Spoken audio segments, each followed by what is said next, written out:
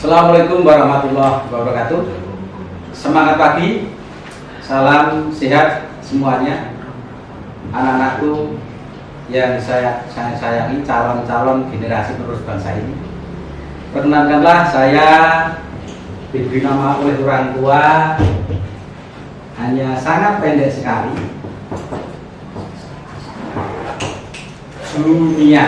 Jumiat. Adapun nanti kalau ingin bertanya sesuatu, silahkan di nomor ini.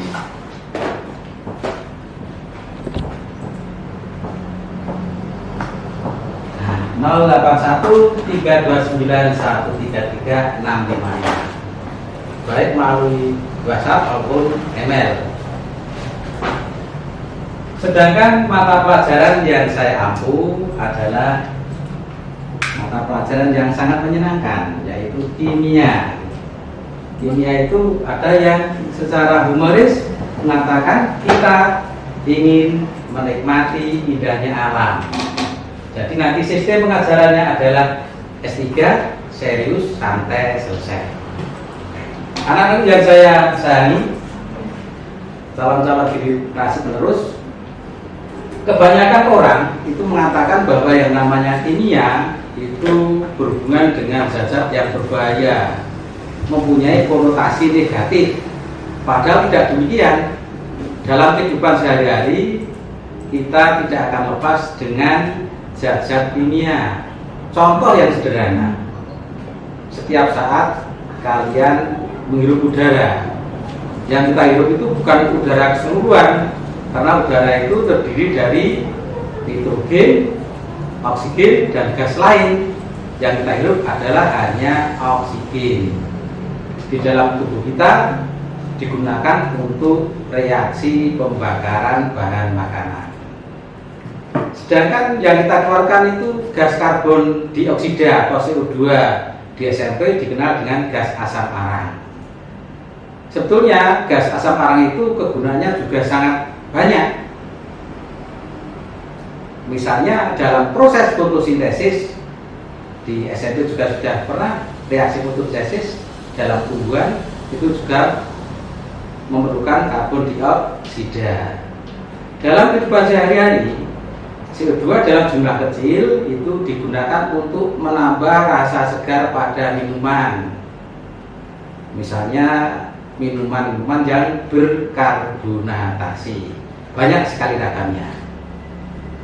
Dalam jumlah besar dapat digunakan untuk pemadam kebakaran dan untuk pendingin yang dikenal dengan es krim. Yang produksi adalah Petrokimia di Gresik.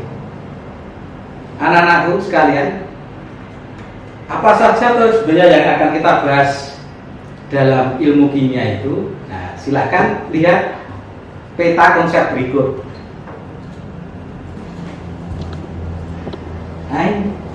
Hakikat dan peran kimia serta metode ilmiah itu awal. Dan kan kita pelajari ruang lingkupnya ada apa toh yang dimaksud dengan ilmu kimia itu? Apa saja cabangnya ilmu kimia? Apakah peranannya ilmu kimia dalam kehidupan sehari-hari? Bahan kimia dalam kehidupan itu apa saja? Apakah ada dampak negatifnya? Bagaimana untuk memperoleh suatu ilmu itu dimulai dengan suatu metode yang disebut metode ilmiah. Dan juga untuk bekerja dalam laboratorium kita perlu aturan keamanan dan keselamatan kerja dalam laboratorium. Nah, sebelumnya secara ringkas, nanti ilmu kimia itu yang dipelajari hanya satu, yaitu zat atau materi. Nanti kita terangkan pada pertemuan berikutnya. Mengenai cabang ini banyak sekali. Ada yang hubungan dengan nuklir, disebut dengan kimia nuklir. Untuk apa kalau kita belajar kimia nuklir? Nah, bisa membantu dalam bidang bahan makanan. Misalnya bibit-bibit unggul itu diperoleh dari reaksi melalui reaksi inti memutasi gen-gen sehingga diperoleh bibit yang sangat unggul. Misalnya varietas unggul tahan mereng, salah satu jenis padi. Dulu di Batan Yogyakarta itu menemukan jenis padi Atomita 1, juga hasil dari reaksi nuklir. Peranannya apa saja? Nah, ini peranan ini sangat luas sekali, entah di bidang kesehatan. Contohnya yang sederhana, misalnya ada seseorang yang mempunyai penyakit kanker. Nah, ini peranan intima di sini. Maka orang tersebut diradiasi. Orang umum mengatakan dibistral atau dilokalisir, sehingga sel kankernya itu tidak akan menyebar dan lemah, lama-lama akan mati kalau mungkin stadiumnya masih stadium rendah. Anak-anakku, mengenai bahan kimia dalam kehidupan itu tadi sudah saya contohkan banyak sekali gitu. Contohnya yang hubungan dengan tubuh kita tadi, yang kita makan sehari-hari itu adalah karbohidrat sebagai bahan makanan pokok untuk memperoleh sumber energi. Apa saja? Ya misalnya beras, jagung, singkong, sagu, dan sebagainya. Nah, apakah ada dampak negatifnya? Nah, perlu kalian ketahui, yang mempunyai dampak negatif bahan kimia itu bukan bahan kimia alami, namun bahan kimia sintetis. Maka orang awam kadang-kadang keliru penafsirannya. Jangan mengkonsumsi bahan kimia itu berbahaya, itu salah besar. Yang benar itu mengkonsumsi bahan kimia sintesis atau yang dibuat melalui reaksi kimia dalam laboratorium. Misalnya apa? Salah satu contoh misalnya, kalau kita masak biasanya kita tambahkan monosodium glutamat yang kita kenal dengan istilah bitsin atau moto. Dibuat dari apa? Nah, itu bahan dasarnya adalah asam glutamat ditambah soda api. Padahal soda api itu merupakan bahan yang dicampurkan dalam pembuatan deterjen. Asam glutamat pun kalau kena kulit juga akan mengalami iritasi. Namun yang namanya reaksi kimia itu perubahannya adalah kekal atau abadi atau langgeng. Jadi bahan tidak enak ditambah bahan tidak enak menjadi enak. Namun pemakaiannya jangan overdosis. Yang kebanyakan saat ini penggunaannya overdosis. Contoh sederhana, kalau kalian suatu saat membeli mie ayam atau bakso, satu mangkok itu kadang-kadang diberi bitsin hampir 1 sendok, nah itu over. Maka kita akan timbul apa yang disebut dengan sindrom restoran Cina. Kalau tanpa bahan bitsin, maka rasanya menjadi hambar dan tidak enak. Apa dampaknya?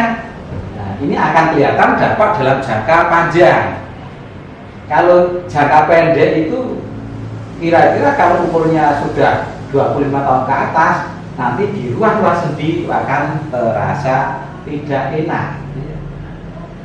Namun jangka panjangnya itu menjadi pelupa. Bukan bodoh, tapi hanya pelupa. Kalau orang yang tidak pelupa itu belajar sekali, membaca sekali, sudah tahu maksudnya. Tapi kalau pelupa itu harus berulang kali baru dia tahu maksud yang dibaca. Anak-anak sekalian, seperti saya utarakan tadi, untuk memperoleh suatu ilmu ini itu diawali dengan suatu metode, yaitu metode ilmiah yang diawali dari pengamatan, pengumpulan data, pengolahan, hipotesis, kerangka berpikir, dan sebagainya, sehingga nanti akan diperoleh suatu kesimpulan. Seandainya suatu teori atau ilmu itu ada yang menopang lebih baru, ada yang menyanggah, tidak apa-apa. Mungkin kalian nanti bisa memperoleh ilmu yang baru, misalnya suatu rumus E sama dengan MC kuadrat yang ditemukan oleh Einstein. itu sampai sekarang belum ada yang peruntukkan. Siapa tahu nanti dari kalian ada yang bisa meruntuhkan teori Einstein tersebut. Mungkin E tidak sama dengan MC kuadrat, tapi E sama dengan MC pangkat 3 atau berapa. Itu kegunakan dari suatu metode ilmiah dengan dasar ada data yang valid sampai diperoleh suatu kesimpulan. Yang selanjutnya mengenai keamanan dan keselamatan kerja dalam laboratorium itu harus betul-betul kita perhatikan.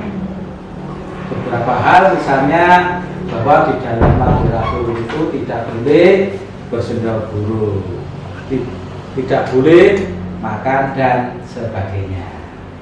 Nah, demikian pertemuan yang pertama ini. Tugasnya adalah tolong sebutkan 3 contoh saja cabang dari ilmu kimia, itu yang pertama. Yang kedua, 2 contoh peranan ilmu kimia dalam kehidupan sehari-hari. Nomor 3, sebutkan bahan kimia yang ada di lingkungan kalian. Tadi sudah saya berkatanya, ini tidak usah banyak-banyak, 10 saja. Berikutnya, 1 dari dampak negatif dari bahan kimia yang kita gunakan sehari-hari. Terima kasih. Ada kurangnya mau dimaafkan. Kita di sini saja mengajari, tapi kita belajar bersama. Cukup sekian. Terima kasih. Assalamualaikum warahmatullahi wabarakatuh.